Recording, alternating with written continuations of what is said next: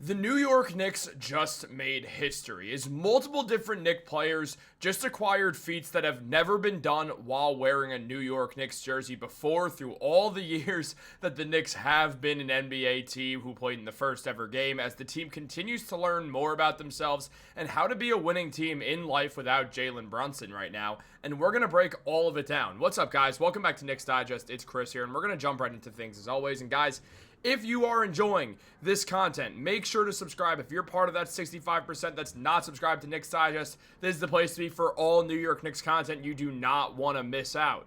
You guys have been killing it with the subs recently, and it would mean a lot if we could get to 13,000 before the playoffs. We are on the track to do so, but let's jump into the video. We do have a lot of interesting New York Knicks topics to discuss, starting with the fact that the New York Knicks, they made history tonight. Multiple different New York Knicks players did do a great job at making historical marks that they have never done before, or that any Knick has ever done before, in a great storyline tonight, which you just love to hear. There's been a lot of different energies around the Knicks recently, and getting any good news feels like good news at this moment in time. As our friends at Let's Talk Knicks, and by our friends I mean me, because I was live tweeting this game for Let's Talk Knicks, guys, they just went under new ownership. Shout out to Charlotte Steinberg, who left to go pursue something else at the moment. She was great, and now it's being ran by my friend James Ryder, who's always been huge with it. So make sure to give Let's Talk Knicks a follow, and also Charlotte as well, for all the great work she's put in over the years to Let's Talk Knicks. It's been one of the best spots on all of basketball Twitter. All that being said, I did want to give them my flowers, or give them their flowers, not my flowers, but you guys know the saying. Look, Karl-Anthony Towns secured a triple-double, and Cat and Josh Hart are now the first Knicks teammates in NBA or Knicks history to record a triple-double in the same game.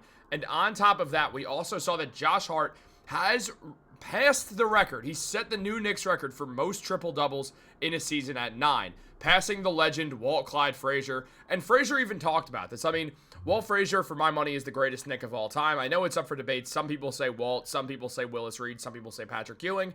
And, well, the way that Walt Clyde Frazier put it is that Walt says that it's Willis Reed, or Clyde says that it's Willis Reed. I don't know why I just called him Walt.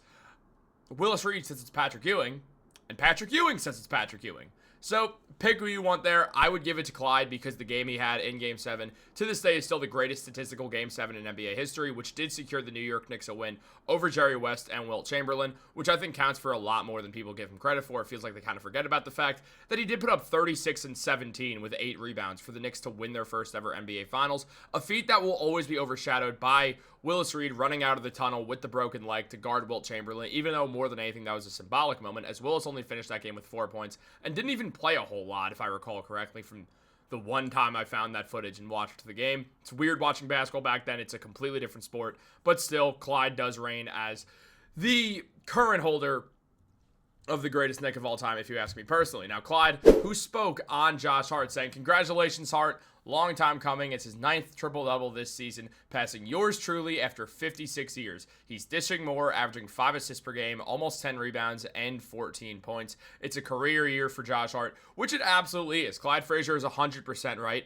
because this is the best season that we've ever seen Josh Hart play. He's averaging 14 points per game with 9.7 rebounds, so 10 rebounds per game, and nearly 6 assists a night. His assists are going up, even though the points have gone down a bit. He's shooting 33.5% from deep, and he has struggled as of lately, and he's going to have to get that together. But this happened last season as well, and he got his shooting together by the playoffs and shot over 40%. So if we can get playoff Hart back, everything's fine. On top of that, still shooting 53% from the field, which is excellent. Josh Hart has been awesome. His defense has been great. He's been the 3rd best player in the Knicks consistently throughout this season, and he was awarded by that with another triple-double tonight. And his stats are going to improve because these are the stats from before that game that the New York Knicks played, as this does take a day to upgrade, or update, I should say. So, all that being said, great game from him, great game from Karl-Anthony Towns as well, who also recorded a triple-double, as we know, putting up 24.5 points per game this season, 13 rebounds and 3 assists, shooting 52% from the field and 42.5% from 3. Towns has been awesome, looks like an MVP candidate. That continues throughout this season. He hasn't really taken a step back at all. He started really hot, and he's taken a bit of a cooler when it comes to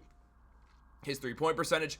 But remember, he was at 50% for like 3 weeks, which is insane. So obviously it's going to cool down a bit. Still one of the best seasons of Karl-Anthony Towns' career going into the playoffs, which is a huge sign for Cat, who is clearly very comfortable with this New York Knicks team. But obviously a huge feat for Josh Hart. As well, Walt Clyde Frazier was a career 19 point per game scorer, 6.3 assists, and 6.1 rebounds per game. Where his best season, he averaged 43.2 minutes per game, which is why Clyde is always anti-minutes police. with 22 points, nearly 7 rebounds, and 7 assists as well. The New York Knicks did not win the NBA Finals this season. They were coming off their NBA Finals win. They ended up winning, though, in 1973 as well. The 2 championships in Knicks history. And where they stand now, they're trying to get that third, man. And, well, obviously, this season does feel like it might not happen. The Knicks, despite the fact that they have been doing very well, they are still trying to navigate a lot of situations with this team, specifically how to play without Jalen Brunson, which has been the main issue for the Knicks thus far as we know it, as the New York Knicks are just still trying to figure everything out. Josh Hart has been very good. Karl-Anthony Towns has been very good. But without Jalen Brunson, this is just not a finished product team at all. This isn't a finished product team when they're fully healthy. The Knicks need another offseason to really finish out what they got, because remember, this team got built at the very end of the offseason, right before even in training camp. So really, where we're at right now, this is something where this is not a finished product, because when that trade happened, it was close enough to in season where the Knicks bench did get pretty depleted from it, and they are going to need to fix that. But this team with Jalen Brunson is very, very, very good still, and can still make a run. People are acting like they can't. They absolutely still can. The Knicks are being written off right now, which I've already said I think is a mistake by a lot of people, and they're getting better without Jalen Brunson as well. Like, they're not getting better than when they were with Brunson, I mean, but they are getting better. The Knicks, as of right now, without Jalen Brunson, they are 6-4 this season. That's not bad without your best player. Should it be a little bit better? Yes. Did they lose to teams that's inexcusable to lose to with or without Jalen Brunson? Absolutely. They should have been able to beat that Wemby-less Spurs or the Charlotte Hornets without Brunson or Karl-Anthony Towns. They should have been able to win that game, and they didn't. And that's definitely not a great sign for the Knicks. But since then, they've gotten things under control well. The vibes seem back intact, which is important. Now, where the Knicks are right now, they're no longer in the bottom 10 of offensive rating since Jalen Brunson went down with the injury on March 7th. Since March 8th, the Knicks are now 11th to worst, which, that's improvement. They were 9th, so they're moving up the ladder, obviously. They're figuring out offense a little bit more, which is obviously great to see. Should I say obviously a few more times? Let me know. On top of that, the Knicks, since March 8th, since Brunson went down, they have picked it up by having the best defensive rating in the NBA. Now, the game the Knicks had against the Dallas Mavericks, that's going to hurt them. But at the same time, it's not going to change much. They're still the best defensive rating team in the NBA. Their defense has been awesome. A big testament to that is how well Mitchell Robinson impacts everything.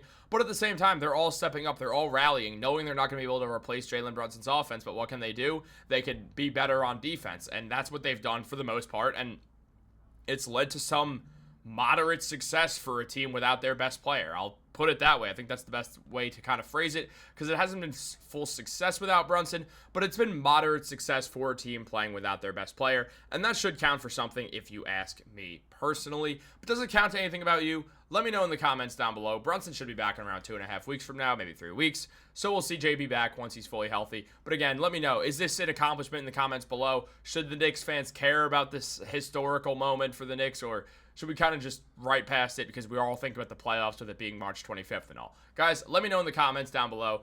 Again, when you're watching this, it might be March 26th, just depending on the fact that this video is coming out at like 10:15 at night. But who cares? Guys, like this video, subscribe, turn on post notifications. It means the world to me. I will make a TikTok on this stuff as well, on a bunch more stuff as well, because we need some more short form content. So I got you guys there. Guys, have a great day, and go Knicks.